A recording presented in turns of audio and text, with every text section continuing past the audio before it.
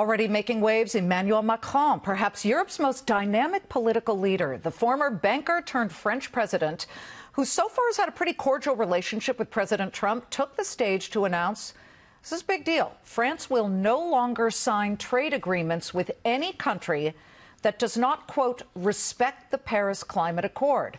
Of course, you may remember the United States pulled out in 2017 and is the only country to have exited the accord so far. The French president has pushed for France to become the startup gateway of Europe as well. So he appointed our next guest, global ambassador for French technology, to help him get there. John Chambers, author of the new book, Connecting the Dots, The Mindset for Leadership Success, is the former chairman and CEO of Cisco, but he's in it to win. He's not any former anything when you're on this set. My good friend, John Chambers. It's a pleasure to be back with you. Great to have you. I want to just quickly touch upon Emmanuel Macron. Yes. It's almost like he's pulling a page out of President Trump's book, in essence using trade deals as a bargaining chip to get something completely different. You're has written this book about leadership. That's an interesting leadership move, is it not? Well, one of the neat things about Macron, and I'm clearly a fan, and the very first time I met him over 3.5 years ago, I turned to my wife and I called her on the phone and said, I've met a future president of France. He's that good. Really? And he does his own vision and strategy, very much like Modi does in India, who you and I have talked about before. And then he outlines what is important to his country, what is important to Europe, and what's important to the rest of the world. He has, in the last 3 years, made France the #1 startup nation in Europe, going from about 140 venture capital startups back per year to over 700. At a time the U.S. is actually dipped. France isn't exactly known as this in the past. It would be the last place, Liz, right? You'd go there to have dinner. You'd go there to see friends, but you would never invest in France. It's becoming the best place to invest in Europe, and it's focused on innovation. So what you see is leadership that articulates here's where they want to go, and then says how do we get there ideally together. Is it interesting to you that he had just before his speech today met with President Trump? They've had this sort of bromance. I don't know if we already showed the video, but President Trump and he got along. He was brushing the lint off the jacket. And, you know, they've gotten along, and he finds his voice on this issue, and it matters to him. Talk about that, where you have friends who aren't necessarily adversaries, but you got to stand up to them as a leader, whether this is a startup or a large company. Well, I see it maybe a little bit differently, Liz. I basically see two people who have very strong views of the direction of their country, two people who respect each other, two people that have a good give and take. And I think that's natural in any relationship in terms of how you move forward.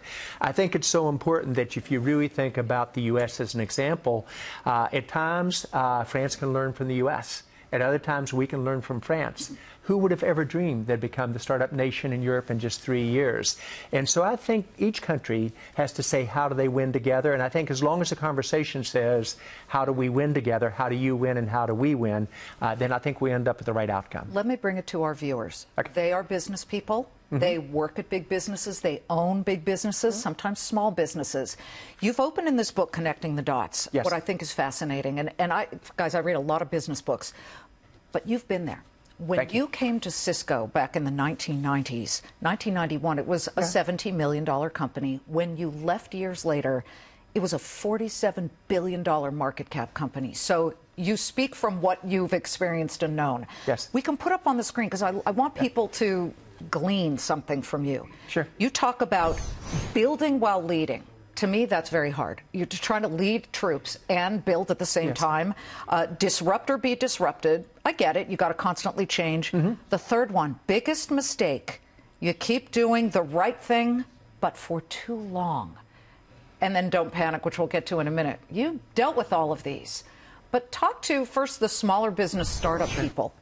Build while leading. How do you do that when you're trying to just keep your head above water in the early days? Well, I think the most important thing, and I coach probably 40 different startups a month. I've invested in 16 of them. At Cisco, I bought 180, and they helped to contribute from us going from 70 million in sales to 47 billion in sales. So it's been an exciting growth opportunity, but it also goes back to I got knocked on my tail a number of times. And remember, I was at IBM and watched the mainframe go away, and Wang and watched the mini computer go away, and then watched the PC go away, and the internet. So Every company, regardless of whether you're a 2-person company or a 200,000-person company, has to make changes as you're leading. You have to think about who you're disrupting. If the answer is you aren't disrupting somebody, you're being disrupted. And as a leader, you have to have the courage to reinvent yourself. And then you have to have the courage to dream and dream bigger. I've occasionally, Liz, been accused of dreaming too big. I'd actually argue the reverse. I think I needed to believe and dream bigger dreams. And the ability to set a vision for your country, in the case of the leaders we just talked about, or for your company becomes very key. In leadership, it doesn't matter if you're a 2-person company or 200,000. It's lonely at times, and you have to have the courage to make the right decision for your company for the long term, but also the right decision for your community and your employees. I want to just get the big picture on the China trade war situation right now. You sold very successfully often to Chinese companies. You did business with them. You also had a situation where competitors like Huawei were pushed out of the U.S. market because the U.S. government was concerned. Where do you stand on free trade? Well, I'm a believer in free trade, but it has to be a win-win relationship.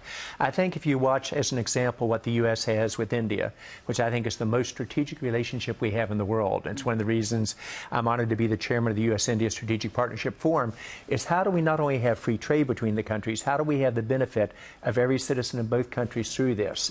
China, I was there for over 35 years. I did the first joint venture with Wang Laboratories. Dr. Wang was Jiang Zemin, the prior president's classmate. And China was always good, tough negotiators, but they always thought about how to win-win. They ever steal your stuff? The Chinese government never did, but 1 or 2 companies did, and we held them accountable. And we said between the 2 governments, asked China not to get involved in the U.S., and we held them accountable for that. But it goes back to over the last decade, it's been a little bit more of a win-lose.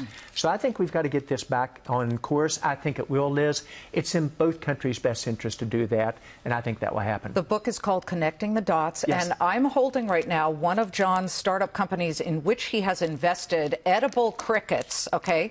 They have these in some arenas now. They're getting very hot. By the end of the show, I'm going to take a bite of this.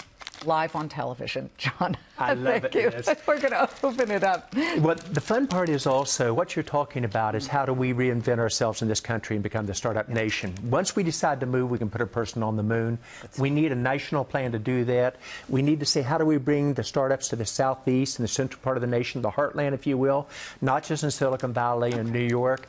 And what I'm trying to do is lead by example. This company is out of Texas.